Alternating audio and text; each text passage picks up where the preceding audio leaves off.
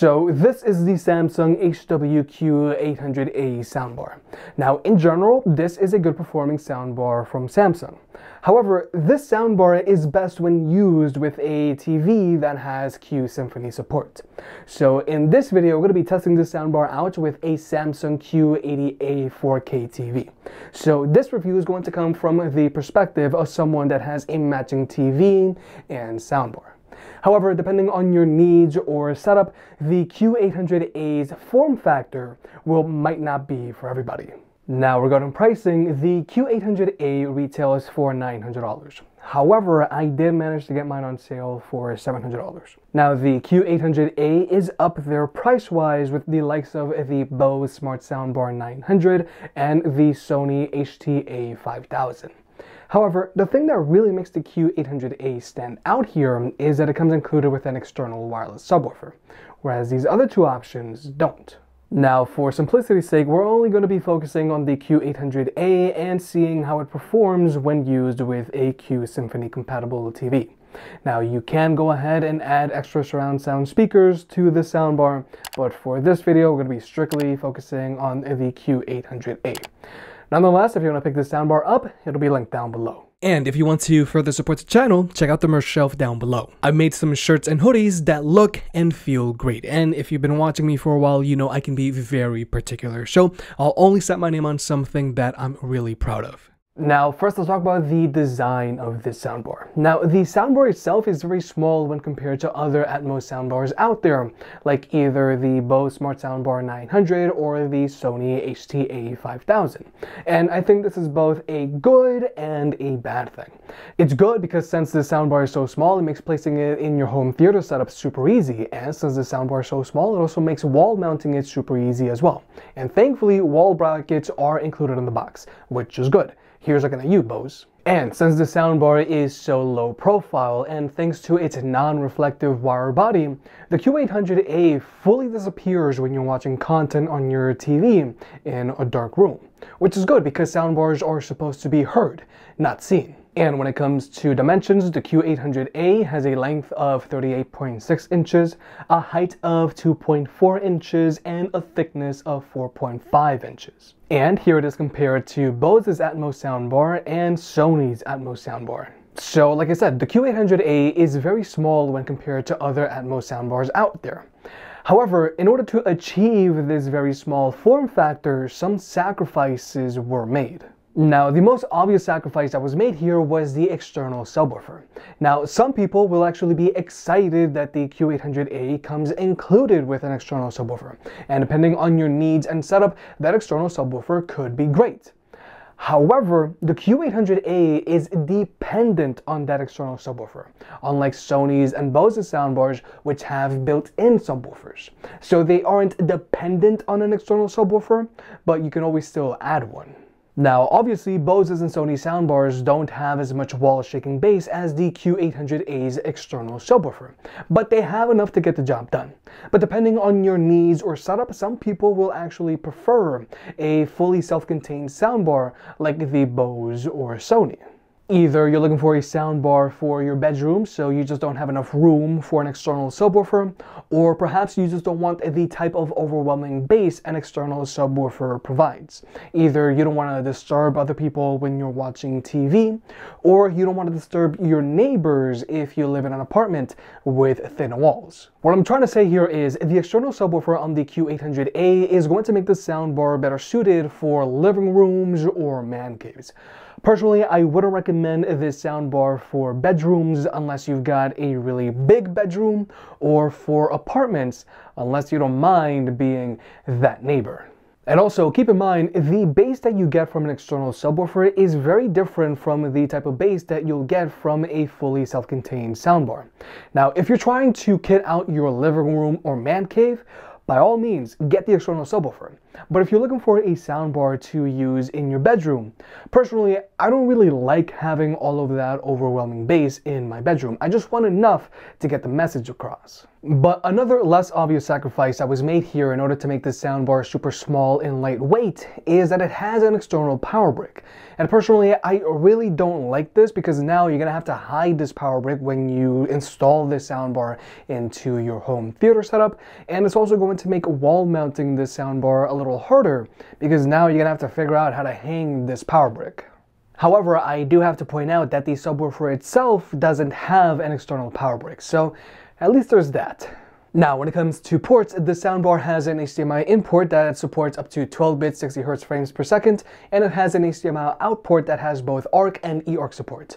And since in this video we're assuming that you're using this soundbar with a Samsung Q80A TV, you're going to be able to fully enjoy your Dolby Atmos content or any other uncompressed audio formats. And you're also going to get an HDMI cable included in the box. Now, if you're going to be strictly streaming your content, then you're only going to be using the HDMI out port on this soundbar. The HDMI in port is really only if you've got a Blu-ray player. Now, if you wanted to, you could plug in your gaming console into the HDMI in port on the soundbar, but I don't think you'd want to do that, especially if you have a PlayStation 5 or Xbox Series X, because then your frame rates are going to be capped at 60 Hz. Nonetheless, the Q800A does have an optical port, just in case your TV doesn't have an HDMI port that has ARC or eARC support. But I'm just being blunt here, if your TV doesn't have ARC support, then you should consider upgrading your TV before getting a soundbar. And in general, you do want to try to use an HDMI connection between your TV and soundbar. Now, for those wondering, where do I plug in my subwoofer? You actually don't. The subwoofer is completely wireless, which makes life a lot easier. However, I do have to point out that this soundbar does not have any audio jacks, and it also doesn't have an Ethernet port. However, this soundbar does have Wi-Fi, and Wi-Fi on the soundbar does allow you to do a few things. Now, for starters, this soundbar does have AirPlay 2 support, which is good if you're an iPhone user, and you can also cast to it, which is good if you're an Android user. So as long as you're connected to the same Wi-Fi network as the soundbar, you can always stream music to it. And if you decide to connect the soundbar to Wi-Fi, you can always use it as an smart speaker if you wanted to. Alexa, what is the current price of Bitcoin? 1 Bitcoin is worth 37,000 US dollars, up 4.1% over the last 24 hours. However, it doesn't look like you can use this soundbar as a Google Assistant smart speaker. But if you don't want to connect the soundbar up to Wi-Fi for security reasons, you don't have to, but you can always connect to it using Bluetooth, and you can always stream music to it that way. But personally, I do recommend that you connect this soundbar to Wi-Fi, just so that you can at least AirPlay or cast to it. But now let's talk about speaker setups. The Q800A has a total of 3 frontward firing tweeters. There's also 2 frontward firing mid-range tweeters, and there are also 2 upward firing channels. And these are what gives us true Dolby Atmos support, because they're going to give your content a sense of verticality to it. Now, just keep in mind, the soundbar itself is only able to produce the mids and highs. All of the bass is handled by the external subwoofer. Now, you could technically use this soundbar without the subwoofer, but then your audio content is going to sound super flat. Now, before we jump into the sound test, I think it's very important that I point out the max volume performance of this soundbar. If you're going to use the soundboard completely by itself, as in you're not going to pair it with a Samsung TV that has Q Symphony support, then the Q800A is only going to be suited for a small or medium-sized room. At max volume, the Q800A gets nowhere near as loud as either the Bose Smart Soundbar 900 or Sony HTA5000 by itself.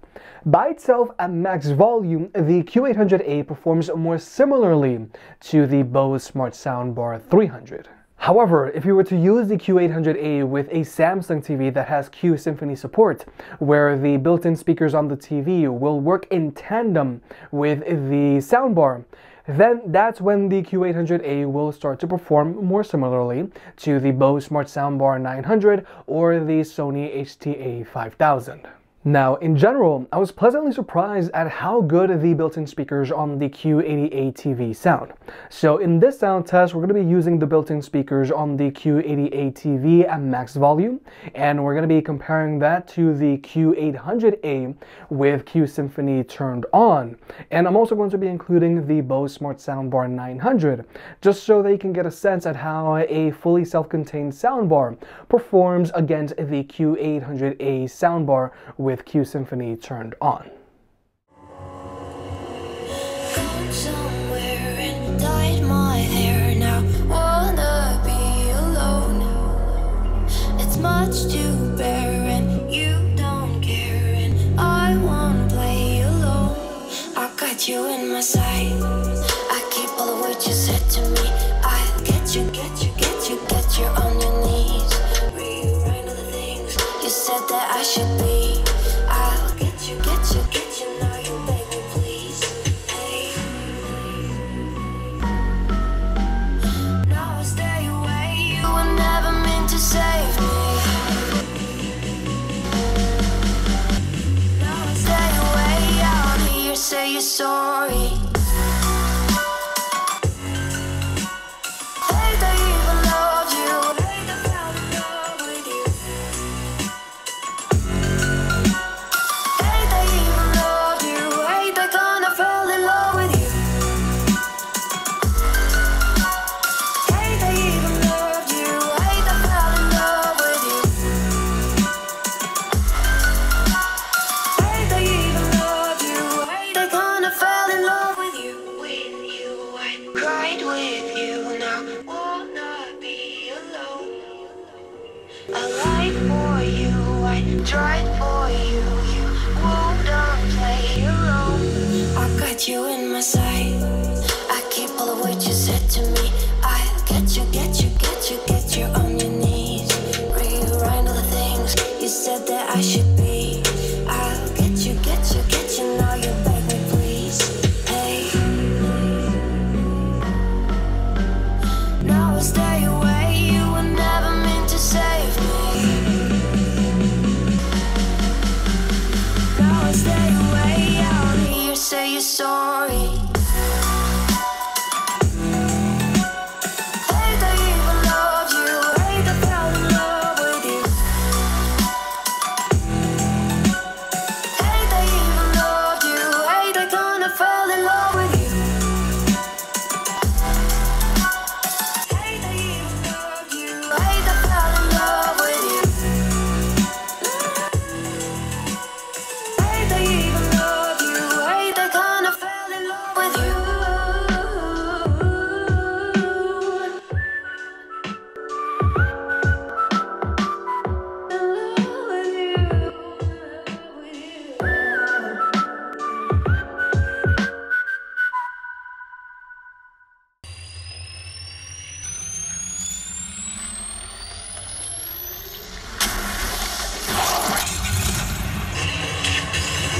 To the shadows. 45 seconds till ring close, amigos. Don't need me carry Here, level 5. Final two. That's how we... It's go time.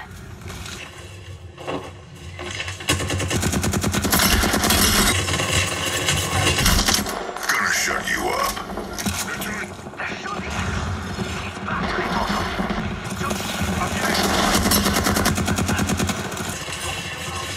Shut up and die. Recharging shields. Come on, come on. 10 seconds. Man, getting shot! Shields are recharged. Recharging shields. Charging on my shield. Skin suit. Leader.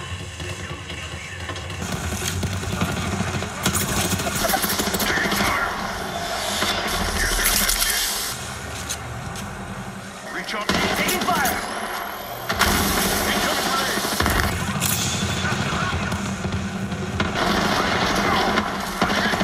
Could use some help.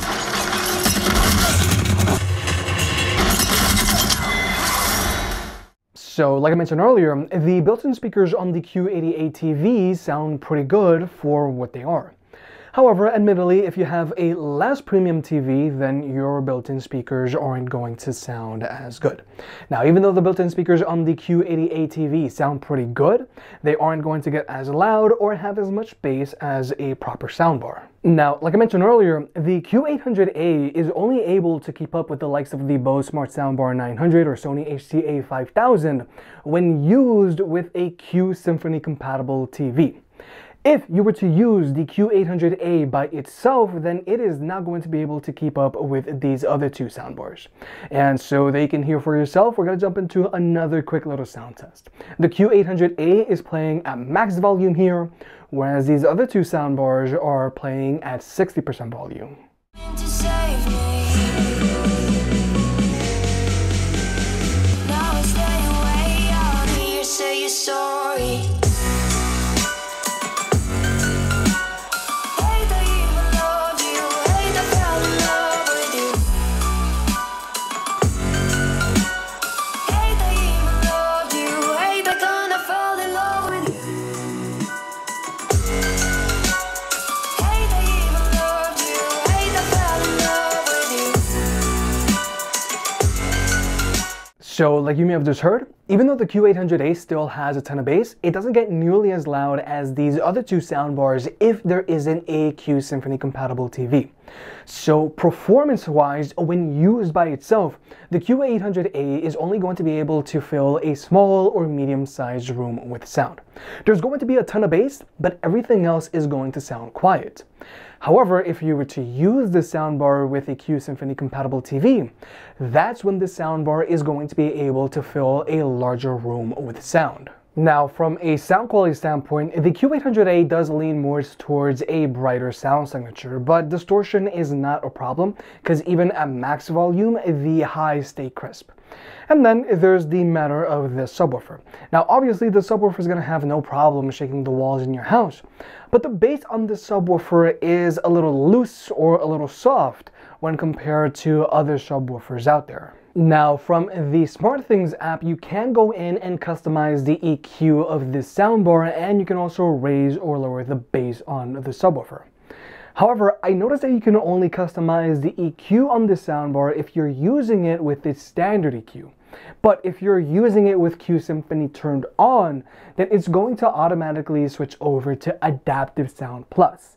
So you aren't going to be able to customize your EQ to your liking. Now, while we're on the topic of the SmartThings app, this app works well for the most part, but I do have to point out that I have experienced some connectivity issues with this app to the point where I've had to reinstall this app multiple times on my phone. However, if you were to use the soundbar with a Samsung TV, there's a lot of integration going on here. So much and so that you might not even have to use the SmartThings app because you'll be able to do everything from the TV itself. Or even if you don't use a Samsung TV with the soundbar, you can still do almost everything you can do on the app through the included remote. What I'm trying to say here is I actively try to avoid to use the SmartThings app if I don't have to. But one last critique that I have about this soundbar is going to be the vertical channel. Now, the point of the vertical channel is so that this soundbar can shoot sound upwards and bounce sound off of the ceiling, thus giving you Dolby Atmos support. Now, what Dolby Atmos is that it's an audio format that allows creators to individually place sounds in a three-dimensional space. So, for example, let's say there's a helicopter on the screen. If the creator chooses to, they can make it sound like that helicopter is above you. Whereas with some other soundbars that don't have a vertical channel, that helicopter is going to sound like it's coming at you, or it's going to sound like it's at the same level as you. Now, all content doesn't automatically have Dolby Atmos support. Admittedly, it is a rather premium feature. However, I do have to point out that the vertical channel on this soundbar is rather weak. Even if I were to go in and raise the vertical channel on this soundbar, it is not as dramatic as some other Atmos soundbars out there. So I do feel that this is something to take into consideration if you plan on placing the soundbar in a room with high ceilings. But with all that being said, the Samsung Q800A soundbar is good, but under specific circumstances. The soundbar is definitely supposed to be used with a Q Symphony TV, because without a Q Symphony TV, the soundbar is only going to be suited for a small or medium-sized room. And without a Q Symphony TV, the soundbar does struggle to keep up with similarly priced soundbars when used by itself. Then there's also the form factor to take into consideration. Now, the soundbar itself is tiny, but you gotta take that external subwoofer into consideration as well. And personally, this is why I only recommend this soundbar either for living rooms or for man caves. And you also gotta keep in mind that an external subwoofer is going to provide you with a very different type of bass than the bass that you'll find in a fully self-contained soundbar. The subwoofer is gonna have no problem shaking the walls in your house, and you're gonna be able to feel every last little bit of detail. However, this type of bass can be rather overwhelming when used in a bedroom, but this is my personal opinion. But this is another reason why I recommend this soundbar either for living rooms or man caves, because in those situations, you want that really intense bass. But overall, if you have a Samsung Q Symphony TV, then the Q800A is a solid pickup. However, depending on your needs or where you plan on placing this soundbar, you might want to go with something else.